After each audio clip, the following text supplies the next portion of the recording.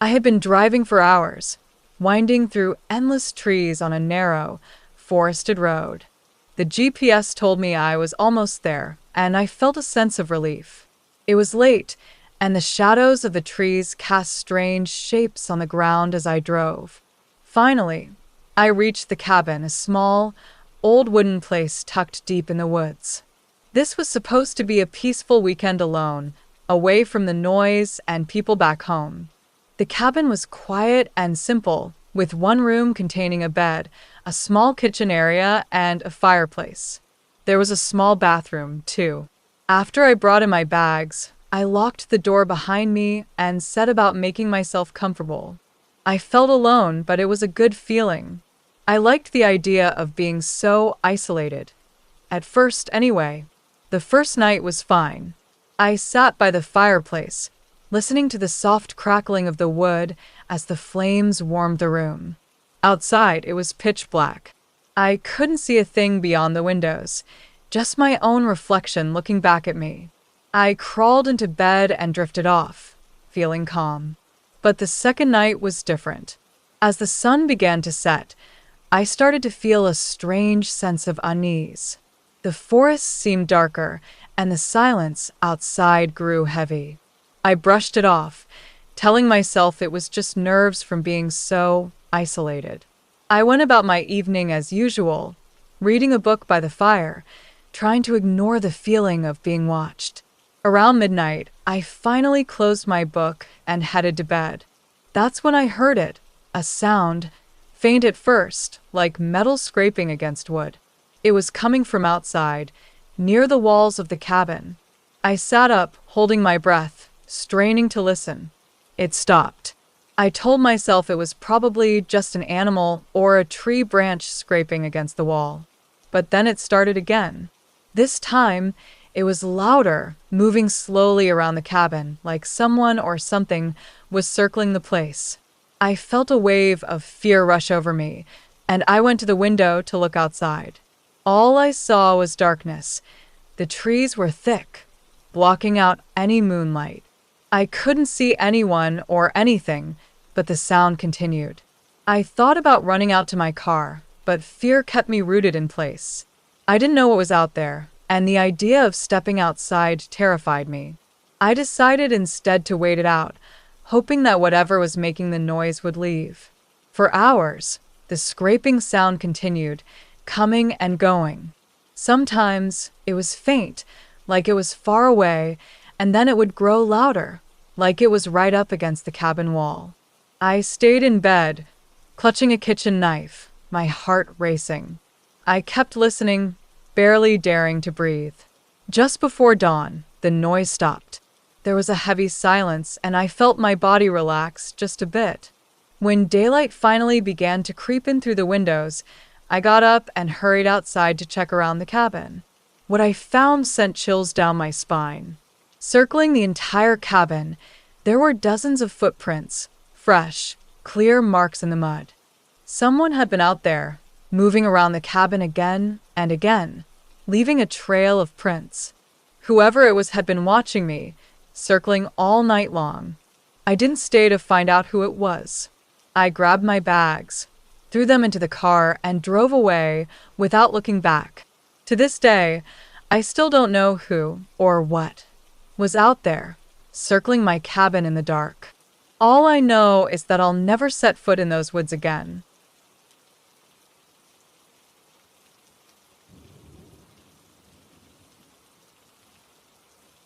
It was supposed to be a quiet, peaceful retreat. I had been looking forward to it for weeks, a chance to get away from my busy life and focus on writing in a secluded, old cabin deep in the mountains. It was an isolated spot, far from any town or people, but that was the point. I wanted complete silence and focus. The cabin itself was simple, with just a bed, a small kitchen, a desk, and a fireplace.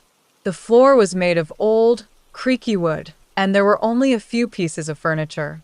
It felt cozy, like stepping back in time, and I was excited to get started. On my second day there, I noticed one of the floorboards near the bed was loose. I wouldn't have thought much of it, but the board was sticking up just enough to catch my attention. Curious, I crouched down and pulled at it, and, to my surprise, it lifted right up.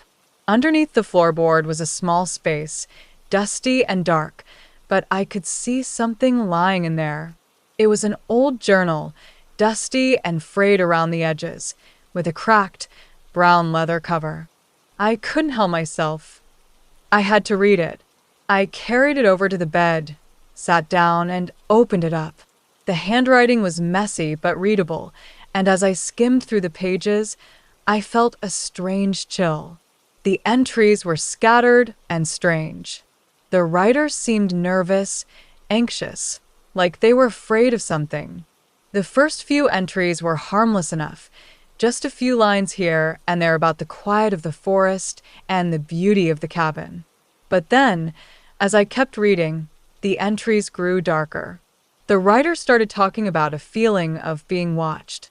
They mentioned hearing noises outside the cabin at night, footsteps, branches snapping, whispers in the wind. They wrote about finding things moved around in the cabin, small things like a chair shifted or a cup that wasn't where they left it. The writer seemed to be getting more paranoid with each entry, and as I read, I could feel a sense of dread building in my own chest. The last few entries were nearly unreadable, as if the writer's hand had been shaking. They wrote about hearing footsteps right outside the door, feeling someone or something right on the other side. They said they could hear breathing, soft and steady, like someone was just waiting for them to come outside. The very last entry was short. All it said was, "He's inside." I sat there, staring at the words, feeling a growing sense of fear. The idea of someone watching, sneaking around, and then somehow getting inside the cabin made my skin crawl. I told myself it was just a story, maybe something the writer made up, or something left there as a prank. That night, I couldn't sleep. I kept hearing small creaks and noises, each one making my heart pound. I tried to tell myself it was just the old wood settling, but around midnight, I heard something that couldn't be explained away. It was a slow, heavy creak, like someone was walking right outside the cabin. I stayed perfectly still, listening as the sound moved around the outside, stopping now and then near the windows. Then I heard it, a faint, quiet breath, almost as if someone was just outside the door, standing there in the darkness. I held my breath, too terrified to move.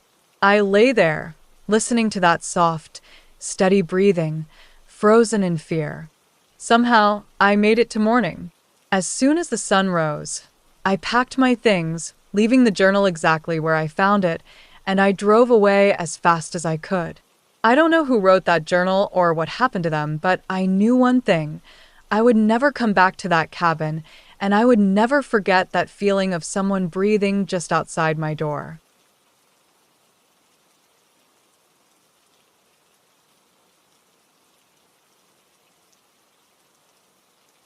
It was supposed to be a special weekend for me and my girlfriend, Emma.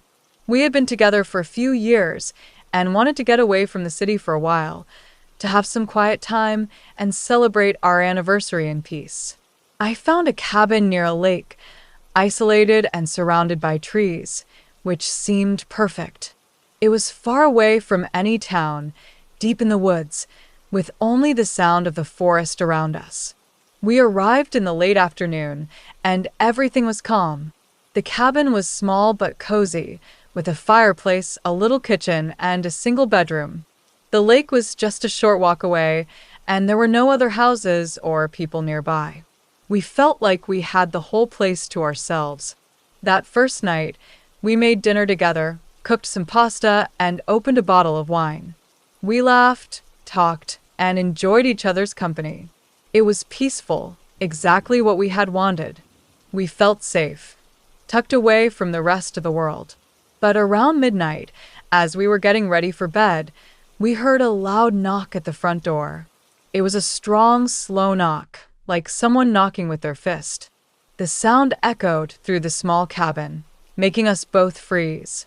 We looked at each other, confused. Who would be out here in the middle of the night? Did you invite anyone? Emma asked, her voice low. No, I said, feeling a little uneasy. We're miles from the nearest town. No one should be out here. We waited, listening. There was no other sound, just silence, like the forest itself had gone still.